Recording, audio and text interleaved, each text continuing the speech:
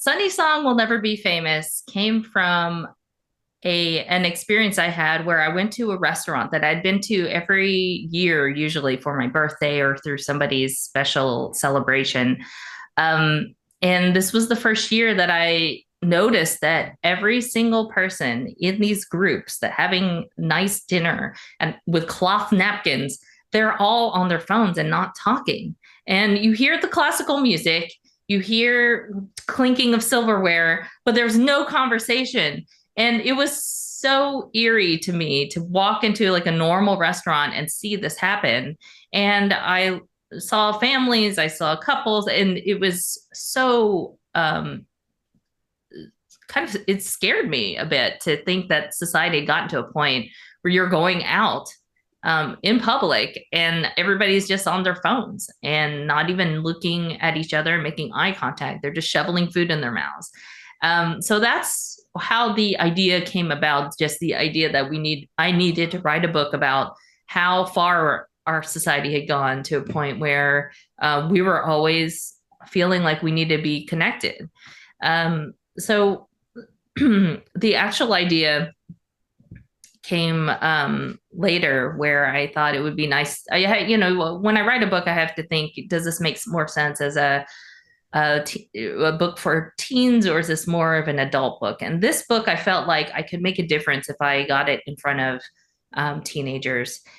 Because what I did for this book was then I ended up reading a lot about social media addiction and just addiction to technology in general, how to use your time wisely, how to carve out space for doing things that are meaningful online, but not necessarily to a point where you're just mindlessly doom scrolling. So I had books from Cal Newport. I had Atomic Habits. I read all of those books so that I could distill the key points that I thought a teenager would need to know, because they're not going to go read these books, right? They're not going to go, oh, I think I need to read a book about time management as a 15-year-old. They have other things to do and read. So I took the key points from that. I thought it would be so funny to have a social media influencer that ended up becoming an influencer because her mom was a mommy blogger, because that was a big thing a while back, and have her always feel like she needs to be on and get her views and likes up. And then when something goes drastically wrong online, she is sent to a digital detox camp in Iowa, where she's on a farm and they have no internet whatsoever, and she has to figure out how to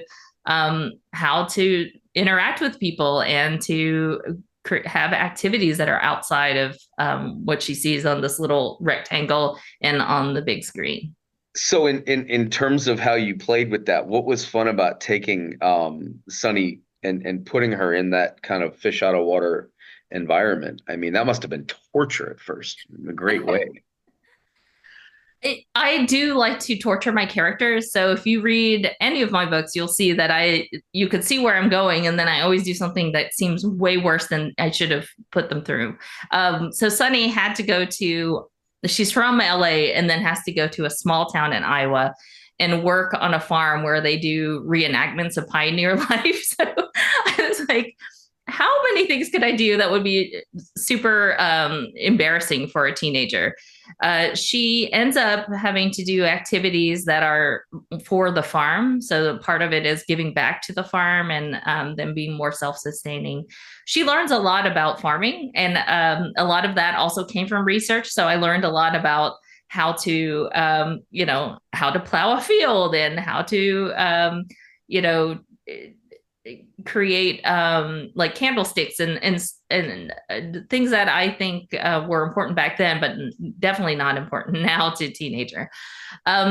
So taking all that into account, I ended up putting these kids on a farm in Iowa, and I had spent time a long time ago at summer camps in Iowa. So I knew a little bit about how I wanted the stage to be set and how far and removed I wanted this to be. And then I went to a few farms here in the Southern California area just to remind myself of like what it should look like and feel like with the dusk, getting kicked up if you're on a wagon, that sort of thing. So a lot of probably the most research went into this book, even though it might not seem that way, because I do try to distill the information, but also make it more comedic. So I only take the highlights that I think were funny rather than sort of essential to farming back in the 1700s. But one last word is about it follows Sarah Che. She is a app developer, and she creates this app called One Last Word, where you can send your final words to people when you pass. And so she's tinkering around with it. She's writing drunkenly drafted messages. And then when another Sarah Che dies, and the obituary is posted online, her messages are released, her drafted messages. And so she has to deal with the chaos that ensues from that being out there in the world. So she had sent messages to her ex best friend, her her overbearing parents, and her unrequited crush from high school. And throughout the story, she has to figure out how she wants to handle those relationships, all while she's entered her app into a VC venture capital mentorship program, and then finds out that her high school crush, the unrequited one that she sent that message to, is actually the mentor for that program. So it's expanding on then taking the relationship dynamic and developing it on the page, using this one as an example. What do you enjoy about that once you get going? I really like to see the characters interact, and how, you could show chemistry through physical interactions, but also through words. And I love having the characters have fun banter between them. That's usually the thing that I like to do and enjoy writing the most. So much, in fact, that I usually have to cut some of it out, because it's usually, I don't want to say it's my crutch, but it is definitely something that I rely on to kind of get me to the next chapter, get through the next scene. It's something that I enjoy a lot, and I can always go back to that. But with Sarah, and I wanted to make sure that the story focused on her, and her career pursuits, but also she had this relationship with her crush, Harry Shim, and you see why they were never together in the past, even though they had great chemistry and they really did like each other back in high school. You can see his perspective too, why he didn't make a move or try to ask her out or anything else. So I love exploring the whys of a story, because you tend to see just what's on the page, but if you understand the motivation or what happened to the character, you can then understand, kind of like, and the story can go a little bit deeper, and the character arcs can be deeper too. My earlier books didn't have as many supporting characters be as strong as my later books. I then figured out, I think from the Christmas Clash, Do-Over, and One Last Word, I started using secondary characters to have more of the comic relief. I took a story writing class where the person who was conducting the class was explaining that even in horror, you need some sort of release and relief.